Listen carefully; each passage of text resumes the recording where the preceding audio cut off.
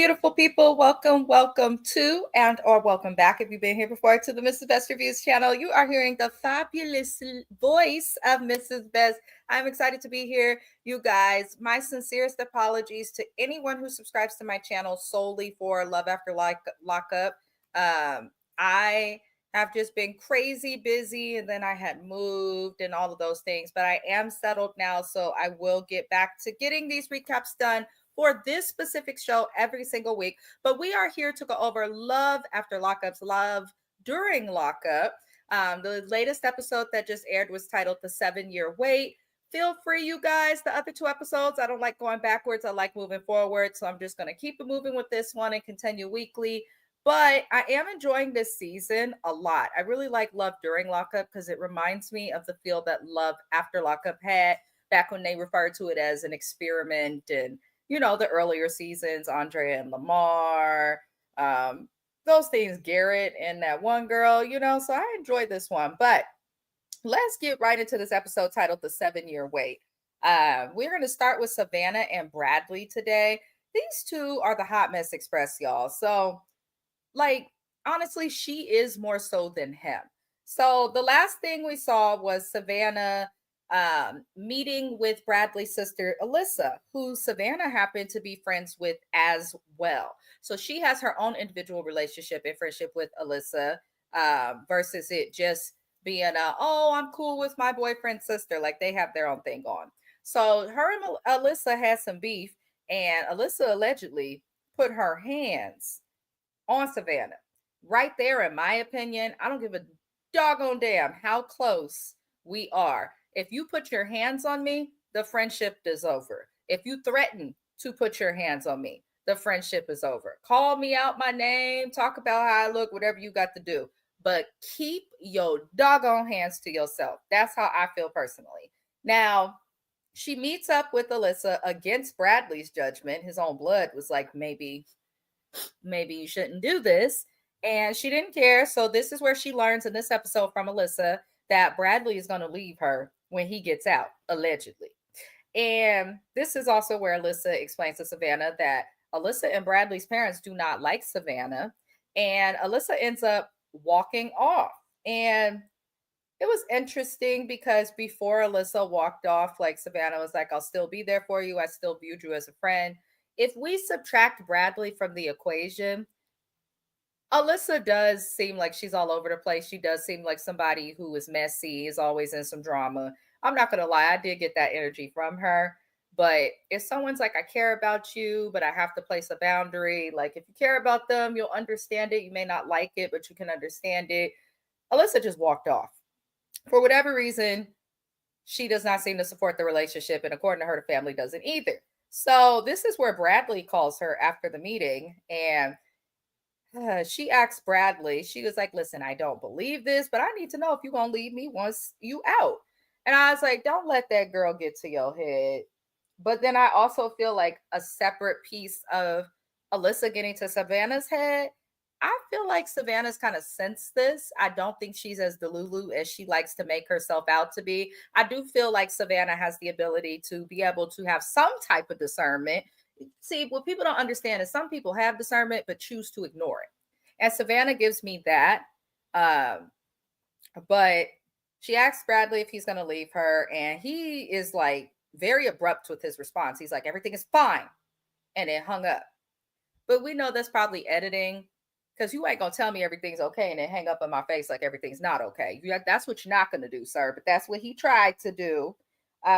So Savannah ends up going out, and she tells her friends about the meet with her sister and all that came of that. And this is where Bradley calls in the middle of meeting with her friends. And I was thrown the heck off when this girl really asked him, and it seemed like she was kidding, but it also seemed like she was serious. Why won't you get my name tattooed across your forehead? Now, Savannah's friends, one of them's a good friend of hers from childhood who's also struggled and went to rehab. The other is a friend that was met of the friend who's in rehab, who she's taken in. And even the friends of Savannah are like, that's a big no, getting names tattooed on each other, which I agree. Mind you, I am not agreeing out of a space of bias. I have my husband's names tattooed on me. right? It's my little tramp stamp. I'm not gonna lie to y'all. I've been with my husband since I was 16, 15 turning 16. I got the tattoo when I was 18. No, 17. I know I shouldn't have got that tattoo. But my point being, we did end up getting married. We are still together. We are happy. However, comma, there were points after that tattoo where we did break up, but we ended up getting back together. We were 16 and 18. So that should be to be expected. My husband has my name tattooed on him. However, I don't have a whole slew of names. And even though we worked out, there's a high probability that we couldn't have worked out in the past when I did get that tattoo. So I just feel like don't get nobody's name tattooed on you until you marry. This is coming from somebody married who did it before they got married, and the tattoo of the name is of the person who they married. But still, I just, like it should mean something. And why the hell does he need your name across his forehead? You want him to get a job, right? Nobody's going to hire him if when he walks into job interviews, first thing they saw across this forehead is Savannah. So she's tripping with that. But I was happy to see her friends tell her the truth. As quiet as it's kept, I don't feel like Savannah is as delusional or problematic as she likes to make herself out to be. I think that she's just somebody who struggled a little bit in life with drugs. Seems like her parents have always taken care of her, and now she's navigating being sober. I don't think that Bradley is the one for her, but I do like her as a person, if that makes sense. Like she's somewhat entertaining. But that's my opinion on them too. And that's all that happened with this couple. So we're going to keep it lit and move on to the next couple. But before I do, I want to say thank you to those who are watching this video when we're no longer live. You do matter, and I genuinely do appreciate you. I appreciate everyone who stops by the channel, and I hope everyone's enjoying the first 14 days of the new year, right? Moving on, you guys, the next couple we're going to discuss is Tia and Rob. So Rob is getting out of jail. And I'm like, oh, this isn't going to be a long season at all because we already got somebody out of jail. If as fast as he got out of jail, they should have been on Love After Lockup. But we'll let it go. Not much happened with this couple this episode. We see that Tia got a suite for them in Queens. And that's exactly why I've been to New York just to visit, unless I have like a family or friend who I could stay with, because that would absolutely not, in my opinion, be considered a suite. It did not meet my expectations and standards when it comes to hotels. But New York's expensive as hell, so I'm sure she did the best that she could. But she got a little room for them in Queens. And all of his loved ones gather: his dad, his sister, Tia, her daughter, Tia's cousin, all like everybody that's important to him for the most part seemed to come out and visit him, which tells me, and I know people have their specific feelings on inmates, prisoners, people who go to jail, but they are people too. And not everybody that goes to jail lacks support. Not everybody that goes to jail is going to lose out on things. And I think when someone has that many people show up for them, especially at their release, I think it demonstrates that he does have the ability to be a family guy and spread love just to get some type of positive. By the by, that man is fine in real life. He really was. And good for him. Good for him. But I'm looking at him and I'm like, now I'm a 90s kid, so I'm like, back in the day, I'm like, he a little too fine.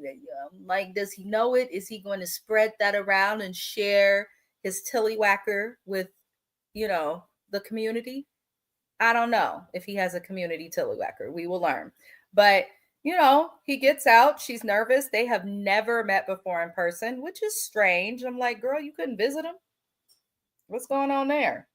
If my man get locked up or is locked up, I don't care if I met him before or after, I'm going to visit him. That's how I feel. But, he gets out. Everything goes well. He seems to want to take his time with her daughter. He actually came off as more genuine being free than he did while he was locked up. That's just my opinion. Feel free to comment and let me know if y'all felt different. But when he was locked up, like the comments about her, there was just too many question marks. You couldn't really sense him fully. He seems to have good intentions, but I just based on who he gonna live with, I don't know. But apparently these two have sexual tension. I get it. I get it. If you are attracted to somebody, if you're in love with somebody, and then if you're sexually attracted to them on top of that, the sexual tension can get out of control and you could almost lust for the person. I still lust for my spouse. So I definitely got that. I know people was commenting online like, dang, they kissing each other and all of this with grandma and them in the back seat. She was laid out in his lap. It's not like he was reaching in her pants or reaching to grab a boob. Like they were cupcaking. And you should be able to do that around your family just as long as they not like talking nasty and all that. I don't really see the problem, but everybody's different. But that's all that happened with them people. God bless them. I'm sure more will come. But if more does not come with Tia and Rob, I'm gonna look at WeTV like, why are they here? This is love during lockup. He's no longer locked up. Why? That's just my opinion. He's not going to a halfway house. He ain't got on an anklet. He's just no longer locked up. So, it is what it is. Moving on. Third to last couple we're going to discuss today is Sam and Crystal, hotmessexpress.com.org.net. They get on my last nerve. They make every tooth in my mouth itch, and I have all my teeth. So, Sam ends up visiting Crystal. And this was a big deal because he was struggling to visit her and all of these things because her grandmother, Rita, who he also kind of seems to have some type of feelings for, is more than a friend, even though that's his girl's grandma and who she's questioned. I guess Rita wasn't feeling well, didn't answer the phone. And, he had to go check on her and all these things. But he ends up saying after the visit with Crystal that he feels like Rita could do more to visit Crystal. I'm like, the audacity, the gall of him and Crystal to say that. Rita is 80-something years old. That's the grandmother. She done raised her daughter's child. Like, all of these crazy things. And she should be able to just retire. Like, I work with seniors, and I know for the ones who did work, do the right thing, they deserve the right to rest. If I get old as hell and I've had a kid and worked my ass off, and then my child ends up having me to raise a child or whatever the heck happened, however it goes, I would want to rest. Like, she doesn't feel good, let her rest. You don't have the right, Sam, as somebody who's new and a giant red flag walking. You do not have the right to let come out of your narrow ass lips that you feel like her grandma needs to do more to see her. Are you going to pick her up and take her there? Or are you going to keep flirting with her and making her seasonless ground meat? What you gonna do? I can't stand him. Now, while at lunch, with Rita, because he does end up going to lunch with Rita, Crystal calls and she basically explains to her grandmother why she worries. And I did appreciate that she told her grandmother how much she appreciated her and raising her, being there for her. She sees that in the end, her grandmother just wanted the best for her, which I can appreciate. I do wonder if she's only saying this because she knows she's being recorded by these cameras, because her grandmother's response was like, I ain't never heard this from this child before. Wow, now she grateful on camera. And that's where her grandma started to ease up. So I definitely think there's more to the story that we're not being told. And I think we should respect that. I just do. But her grandmother really appreciated that. And I'm thinking, oh, good, a positive. However, we move on to Sam going to go see Crystal's lawyer. And this is one of the bullshit ass scenes from WeTV where I'm like, okay, this is clear that he's never met this lawyer before. The lawyer probably just looked over her case, because if this was a lawyer fully familiar with her case, that's met with her before, has been representing her, preparing for her to go before the parole board, he would know. That lawyer couldn't tell him nothing without flipping through the case. He didn't even prep for the meeting. That's just my opinion, or he was an actor. But the lawyer basically says that the parole board wants for Crystal, who is locked up, to not speak with the man who she's locked up for assaulting, which is her ex-husband. They had an argument, and she describes it as things got heated. What you mean things got heated? I've had arguments with my partner, my husband, where things have gotten heated. I ain't never picked up a kitchen knife, one. But two, she picked up a kitchen knife and sliced that man across his face. And now they're trying to be like, oh, it was just a little cut. That's a deadly weapon. Assault. She lucky she didn't get got for attempted, murder. Like, she is truly lucky for that. But, basically she maintained contact with her ex-husband after slicing him across his face. There was a no contact order put in a space. Was good a bitch stay with it. She said exactly. I'm like, they're trying to make it a small thing. You slice that man across his face because an argument got heated. I'd rather you like punch him. A man should be able to take a punch from a woman. If he can't, in my opinion, like get to the gym, pray, seek help. But like even then, that's not okay. But to slice him, girl, come on now. And then you sliced him up and still went back to him because there was a no contact order, which is standard, I believe, almost in every state. More than likely, I am not a lawyer, so don't quote me. But if you are one, free feel to comment.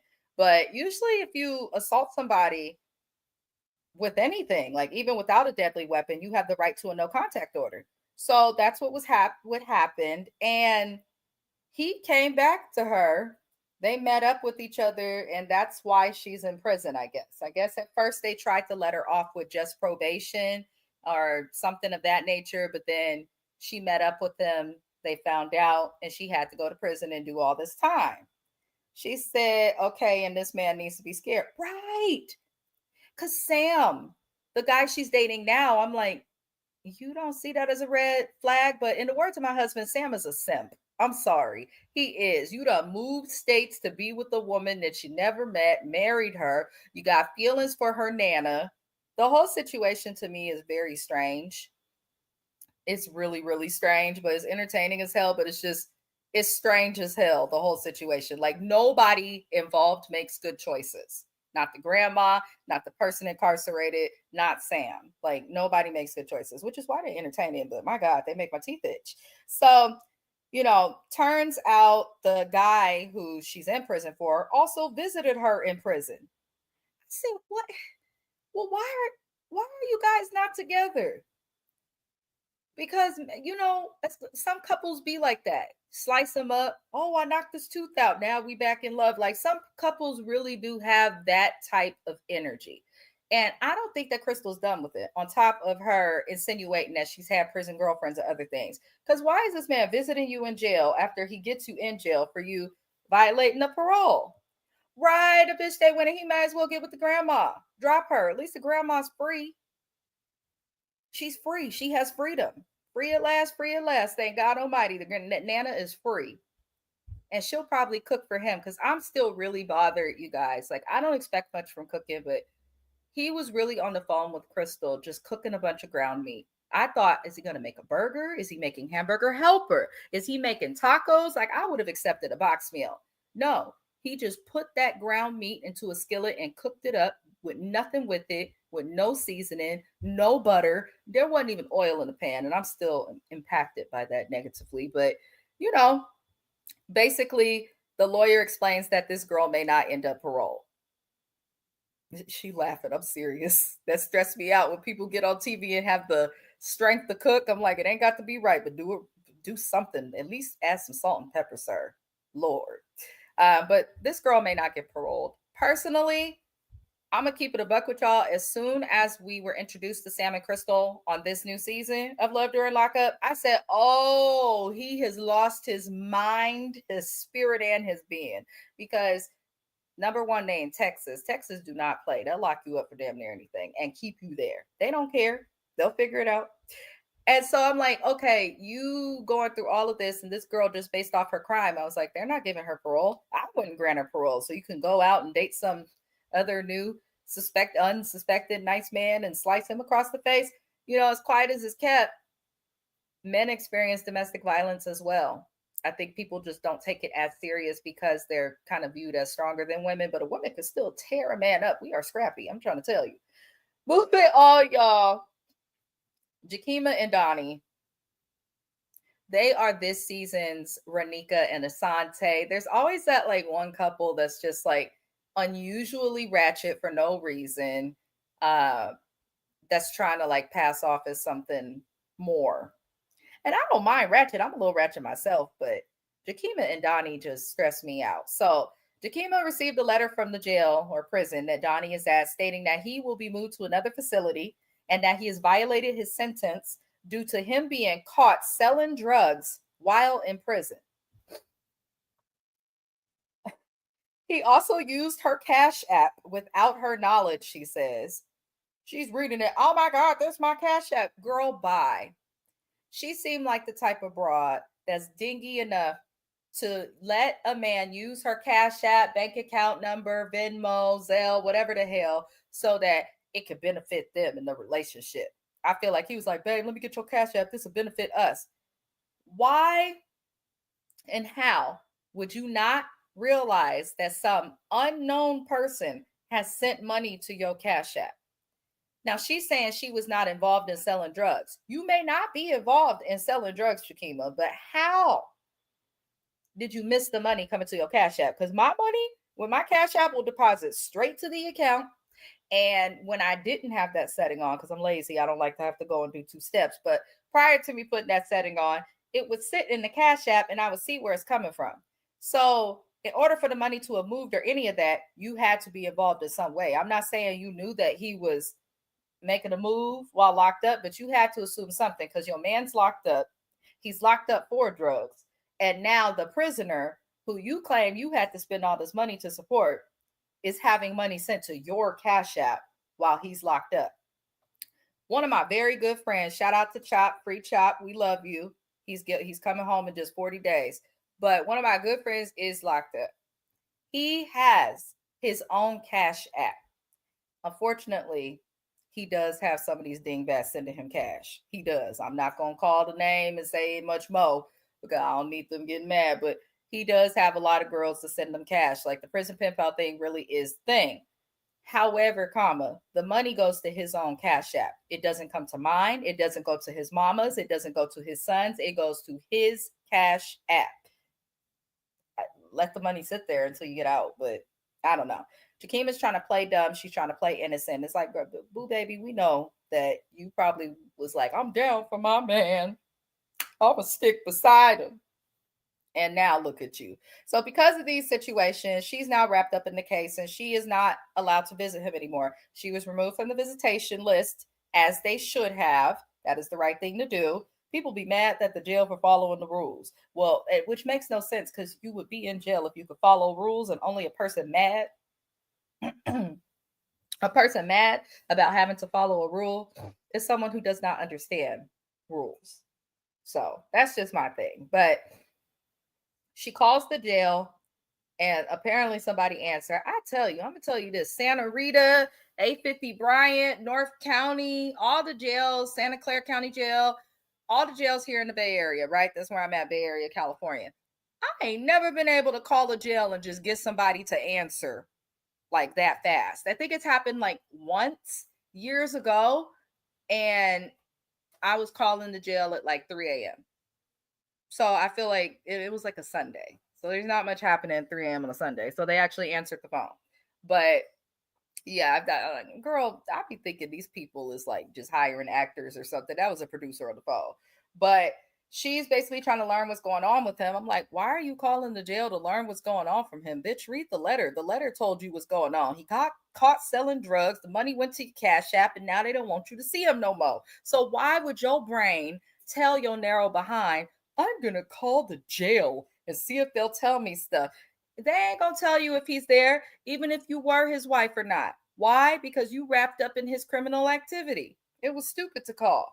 And then she does I don't do drugs. I don't sell drugs. I was like, Jakima was acting real defensive, in my opinion. Y'all comment if you felt different, but I personally feel like she knew everything about what was going on. Not just that she had the Cash App money come to her, but I feel like she was a part of the plan because I feel like that's the only way that he would get her to agree to something so stupid. And a lot of chicks be down for their dudes like that. I'm not mad at it. I'm not. Do what you got to do for yours. As quiet as it kept, I maybe incriminated myself. And my man got locked up and was like, let me send something to your Cash App. I do it. You know, I'm married though, so that is a little different. But yeah, I feel like that girl knew and is trying to act innocent. It just was all animated. But they not going to tell her nothing. They say because she ain't his emergency contact and she ain't the wife. So she just got no rights. In the words of James, be careful what you do for these men. Be careful who you date. Because if you ain't their wife and they get locked up or end up in the hospital and they need someone to make a choice, they not going to call you. They don't care how invested you are. They don't care how much you love them. They care about the documents and the paperwork. So that's what I'll say to Jakima. She needs to focus less on this man and focus more on her children and her better selection of wig choices. That's my opinion. We're going to keep it moving. to the last couple, which is MJ and Willie. I actually like MJ a lot. I do. And let me tell y'all this, as someone born and raised in the Bay Area, I've only lived here. I'm going to tell you this. If you can afford to live in San Francisco, even as a renter, you have money. This girl is paid well. When I tell you the hood in San Francisco, the projects be wanting a smooth over 2K just for a one bedroom in the hood where you might get shot and robbed.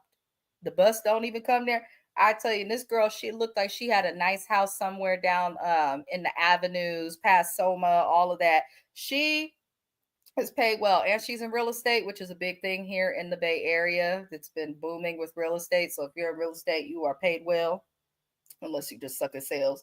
But she goes to see her mom, who's back in Salt Lake City, I believe, somewhere different, not California. And her mom is not going to be showing herself on camera because her mother is in radiation. She's battling cancer right now. Prayers to her. God bless her. I do hope that she overcomes it. I also want to say, we should never judge people by their appearances, especially if they're thinner, don't have hair, things of that nature. You never know who's ill and what someone is battling. You really don't. And she shouldn't even have to feel embarrassed on top of trying to fight a disease. Like, that hurt my heart for her mom, but I'm glad that WeTV halfway respected the boundaries, because they kept trying to film that lady from the back. And I'm like, if she says she don't want to be seen, then do not show her. Show nothing but her toes, WeTV. Have some respect. But she's bringing her mom's a pig's head, which is common in Tongan culture, from what she is describing. There's a large population of Tongans, Samoans, and all of those island cultures. Guamanian, one of my best friends, RIP to Tone. His family was from Guam. Huge population of them here in the Bay Area. So it makes sense, and on the West Coast, that, she was able to find that pig's head. But I just like that she shared some of her culture. She shared her mom with us. She's being vulnerable on this show. However, MJ gives like kind of like red flags. I feel like MJ is the red flag and not Willie, who's incarcerated, because from what MJ's mom is saying, people love her ex-husband. Her ex-husband still loves her. So I'm not quite understanding what's going on with her and the ex, and I need to know more. But that's all that really happened this episode, you guys, that was really worth discussing. If there's something y'all feel I missed, just let me know. I will happily comment. Y'all know I love to comment with y'all. Y'all my friends, you just my virtual friends, you far away. But I appreciate everybody for supporting the channel. If you really like what we're doing, give it a subscribe, give the video a like, up to you. If not, feel free to always come back. Everyone's welcome here. It's looking like I'm not going to do Love and Hip Hop Miami tonight. I might do it tomorrow with Love and Hip Hop Atlanta. Those are recaps I do with James on the Watch Your Mouth Reviews channel. Please support my friend. He's growing. He is working extremely hard on his channel. He's also got books and things of that nature. So give his channel a little pass by. But other than that, love and light to everybody who is here. Happiest of Tuesday. We are almost to Friday, y'all. We almost there. And I will see y'all tomorrow again for more recaps. Love and light. Adios.